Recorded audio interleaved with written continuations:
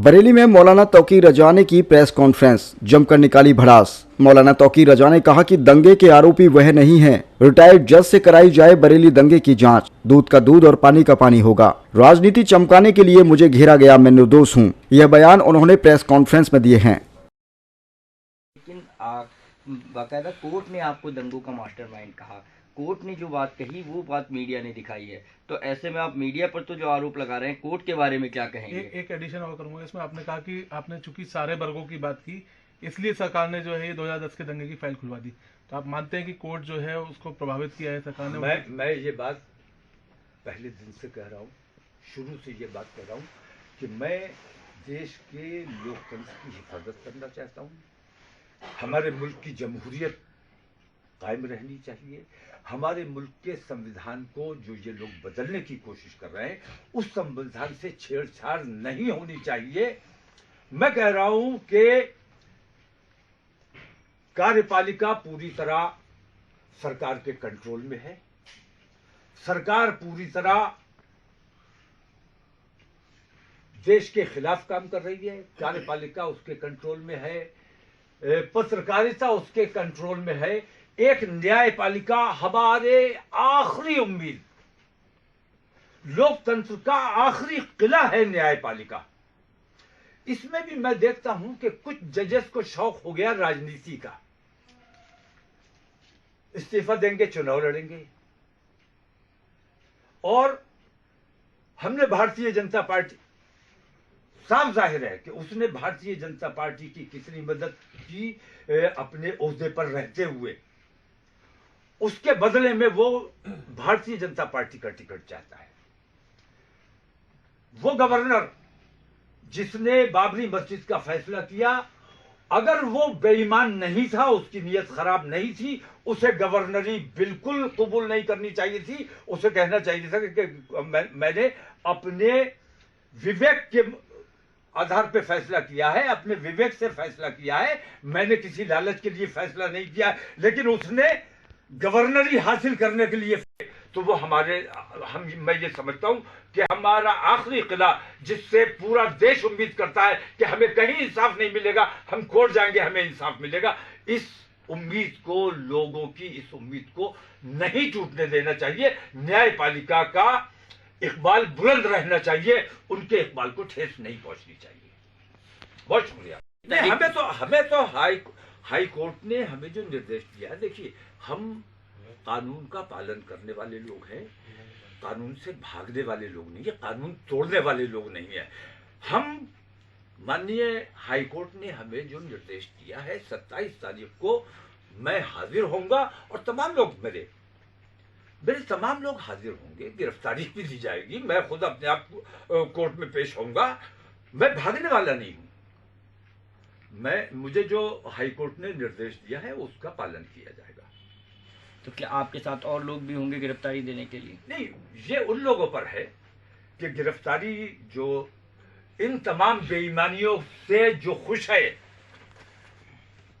वो जाने, लेकिन इन तमाम बेईमानियों के लिए जो तकलीफ महसूस करता है, जो अपने देश से मोहब्बत करता है, जो अपने देश के लोकतंत्र से मोहब्बत करता है, जो अपने देश के संविधान से प्यार करता है, संविधान के साथ खिलवाड़ हो रहा है, लोकतंत्र के साथ खिलवाड़ हो रहा है, अगर इससे लोगों को तकलीफ महसूस होती है, तो मैं ये समझता हूं कि उस दिन मैं तन्हा जेल नहीं जाऊंगा, उस दिन मेरे साथ तमाम लोग जेल जाएंगे। साजिश रची गई है, इन दोनों ने मिलकर साजिश रची है। और मेरी जानकारी में यह है कि वो जज साहब जिन्होंने मुझे समन जारी किया और जिन्होंने मेरे वारंट जारी किया, वो राजेश अग्रवाल के साथ चाय पीते हैं, प्रवीण सिंह एरट के साथ उनका बैठना उठता है, भारतीय जनता पार्टी के लोगों के साथ उनका तालमेल बना हुआ है, उनके प्रोग्राम्स में जाते हैं, उनसे सम्मान लेते हैं। और वो फोटो दिखाइए आप लोगों को, वो फोटो भी आपको जारी करना चाहिए कि क्या ऐसे जज को अपने ओहदे पर बने रहने का अधिकार है। माननीय सुप्रीम कोर्ट को इस तरफ तवज्जो देनी चाहिए। और ऐसे तमाम जजेस जो किसी दबाव में, किसी लालच में, सरकार के दबाव में काम कर रहे हैं या अपने व्यक्तिगत कारणों से इस किस्म की हरकत कर रहे हैं, ऐसे जजेस के खिलाफ सुप्रीम कोर्ट को एक्शन लेना चाहिए।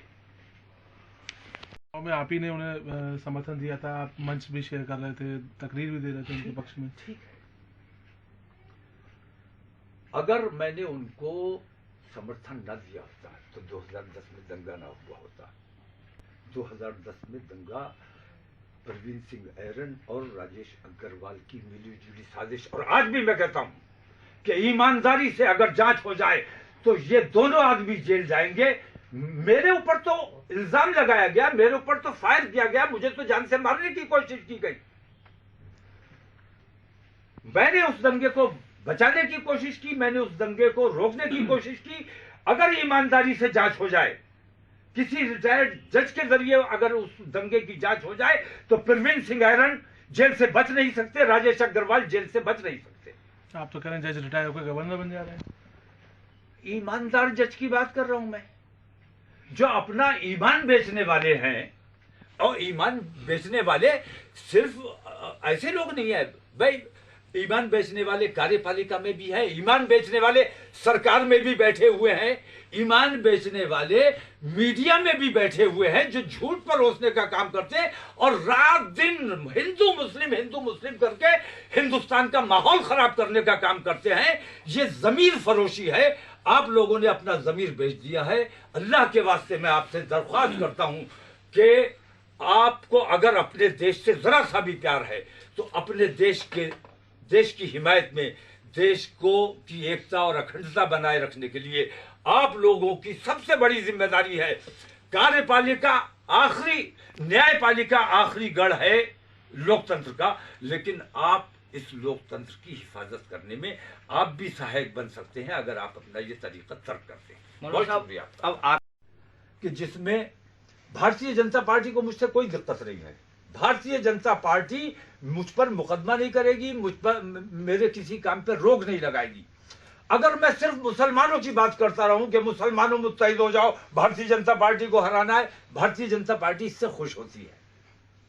लेकिन भारतीय जनता पार्टी ने जब ये देखा कि मैं सिर्फ मुसलमानों की बात नहीं कर रहा हूं, मैं उसमें SC ST की भी बात कर रहा हूं, मैं उसमें OBCs की भी बात कर रहा हूं, और मुझसे तेजी से वो लोग जुड़ना शुरू हुए, मैंने उन तमाम को मुत्तहिद करके एक मोर्चा बनाने की कोशिश की, तो भारतीय जनता पार्टी को तकलीफ हुई। मैं यहां ये बात कहना चाहता हूं कि अगर अरविंद केजरीवाल ने कांग्रेस से समझौता न किया होता तो आज उनके जेल जाने का नंबर ना आया होता। अगर मैंने सिर्फ मुसलमानों की बात की होती और बाकी हिंदू दबे कुचले तमाम लोगों को जमा करने की कोशिश ना की होती, तो ये 2010 का मुकदमा उठा के 24 में मेरे ऊपर सम्मन जारी नहीं किया जाता। और सम्मन जारी करना एक बात है, मैं केरला के इंटीरियर में था, मैं उनके इस हौसले को सल्यूट करता हूं कि उन्होंने हुकूमत के खिलाफ जो फैसला किया और अपनी सही बात जो हिंदू शरीयत के मुताबिक होना चाहिए थी, उन्होंने वो सही बात कही और हुकूमत की परवाह नहीं की, जेल की परवाह नहीं की, किसी किस्म की कार्रवाई की परवाह नहीं की। उन लोगों का, हिंदू समाज को, उन लोगों को सम्मान करना चाहिए कि उन्होंने अपने हिंदुत्व की हिफाजत के लिए उन्होंने इन तमाम चीज़ों की मतलब बेखौफ होकर मुखालफत की। तो आने वाले वक्त में उन चारों शंकराचार्यों का सब्र भी काम करेगा और इनकी बेईमानी इनके सामने आएगी। ये आज अगर हमें शरीयत का पाठ अमित शाह जी ने ना पढ़ाया होता तो शायद हमें ये कहने की नौबत नहीं आती, क्योंकि आपका हिंदुत्व है, आप जानो। हमारे इस्लाम में किसी किस्म की मदाखलत या किसी किस्म का आपका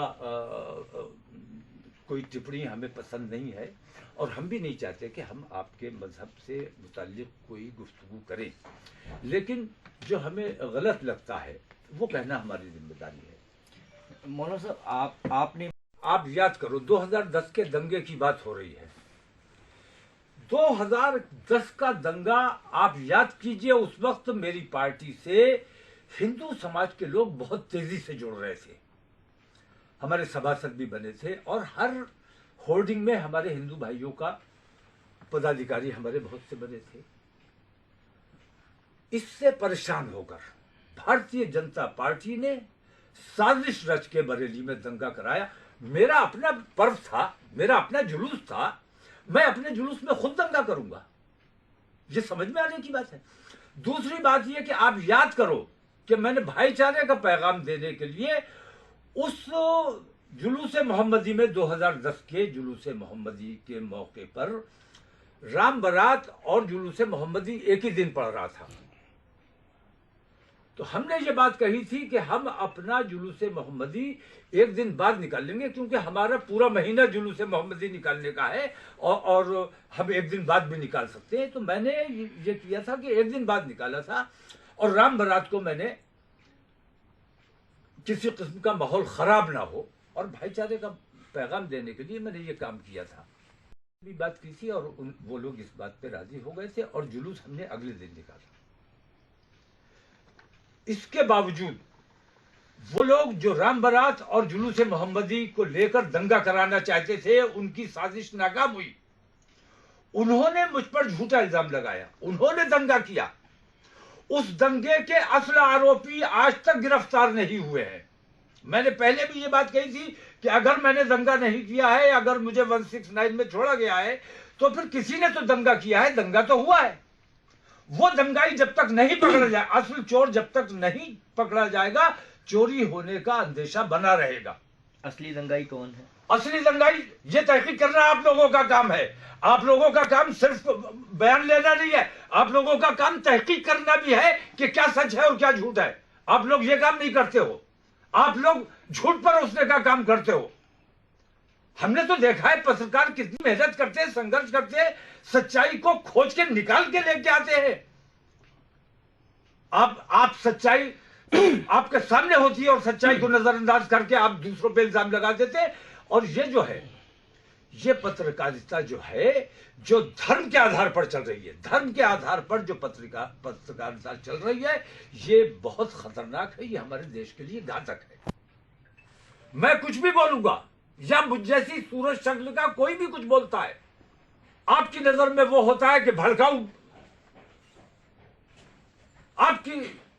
आपके यहां सिर्फ एक बात है हमारे लिए कि जहरीली जुबान, भड़काऊ मौलाना, भड़काऊ भाईजान। ये तरीका ठीक नहीं है।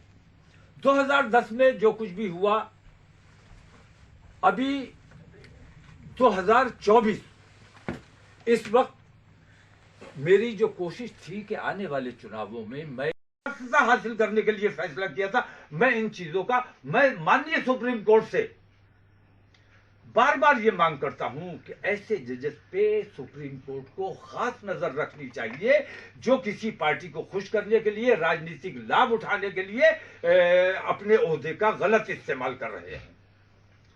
यहां जितने फैसले हुए हैं, ऐसे कई जज हैं जो इस किस्म का काम कर रहे हैं। मेरे सिलसिले में कितने केसेस हैं जो पेंडिंग पड़े हैं, कितने केसेस हैं जो पेंडिंग पड़े हैं, उनका निस्तारण नहीं हो रहा है। लेकिन 2010 में मुझे कैसे आरोपी बनाया जाए? ना मेरे खिलाफ कोई FIR है, ना मेरे खिलाफ कहीं से कोई रिपोर्ट आई है। एक किसी से आपने दबाव बना के, किसी से आपने मेरे खिलाफ बयान दिलवा लिया और उसके आधार पर आप मुझे मुजरिम करार दे देंगे, मेरी बात सुनेंगे भी नहीं। दूसरी बात यह कि मुझे समन करने से पहले